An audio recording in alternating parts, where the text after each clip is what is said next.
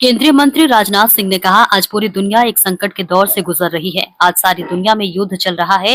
ये केवल भारत के लिए नहीं बल्कि पूरे विश्व के लिए एक चिंता का विषय है। इस संकट की घड़ी में दुनिया का कोई देश प्रभावित हुए बिना नहीं रह सकता है। प्रधानमंत्री मोदी के नेतृत्व ने हमें उस स्थिति तक पहुंचने नहीं दिया। भारत में अव्वल स्थान प्राप्त किया है, नंबर 1 का स्थान प्राप्त किया है। मेरे भाइयों, मैं तो कहना चाहूंगा, पुष्कर धामी के नेतृत्व की सरकार जो 4 वर्ष जिसने पूरा किया है, एक बार हाथ उठाकर तालियां बजाकर उसका अभिनंदन किया जाना चाहिए इस सरकार का। मेरे बहनों भाइयों, आज मैं आपका ध्यान आकर्षित करना चाहूंगा, आज पूरी दुनिया एक संकट के दौर से गुजर रही है। आप जानते हैं, दुनिया में इस समय युद्ध चल रहा है। जिस तरह से पश्चिम एशिया में लगातार हमले हो रहे हैं, मैं समझता हूं केवल भारत के ही लेने नहीं बल्कि पूरे विश्व के लिए एक चिंता का विषय है।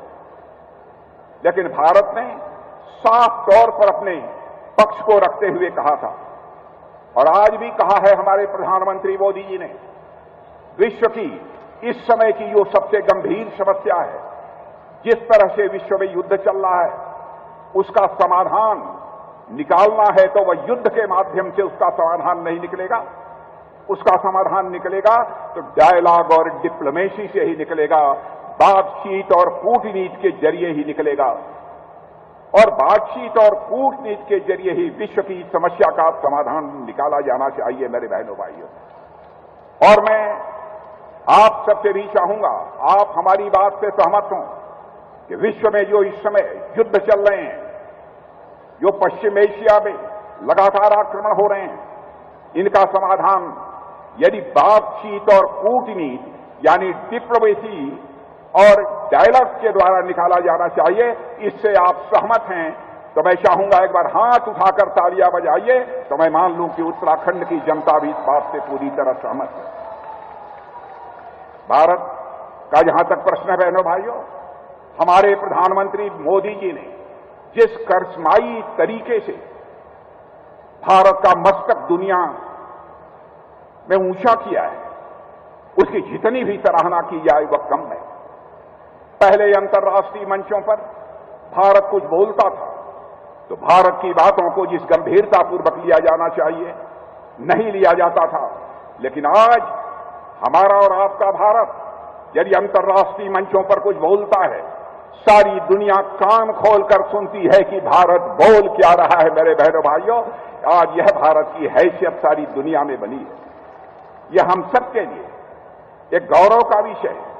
और मैं चाहता हूं कि एक बार आप सभी लोग हाथ उठाकर प्रधानमंत्री मोदी जी को यह कहें, इस संकट की घड़ी में, और मैं संकट की घड़ी क्यों कह रहा हूं, जब दुनिया में युद्ध चल रहा है तो हो सकता है यहां ऊर्जा का संकट पैदा हो, यहां खाद का संकट पैदा हो जाए।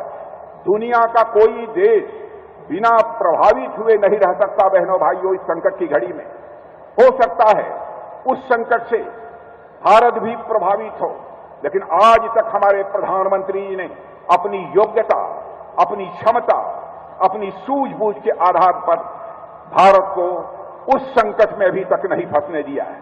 लेकिन भविष्य में क्या होगा कुछ कहा नहीं जा सकता। इसलिए आज उत्तराखंड की धरती से मैं या आप सबसे अपील करना चाहता हूं, मोदी जी के द्वारा वैश्विक स्तर पर पैदा हुए संकट को दूर करने के लिए जो भी उनके द्वारा कोशिश की जा रही है, मैं समझता हूं कि उत्तराखंड वासियों के द्वारा भी उसका समर्थन किया जाना चाहिए। मेरे बहनों भाइयों, यदि आप सहमत हैं तो दोनों हाथ उठाकर एक बार अपना समर्थन दीजिए। यह मैं आप सबसे अपील करना चाहता हूं। आज की खबरों में बस इतना ही। देखते रहिए दिल्ली ग्लो न्यूज। नमस्कार।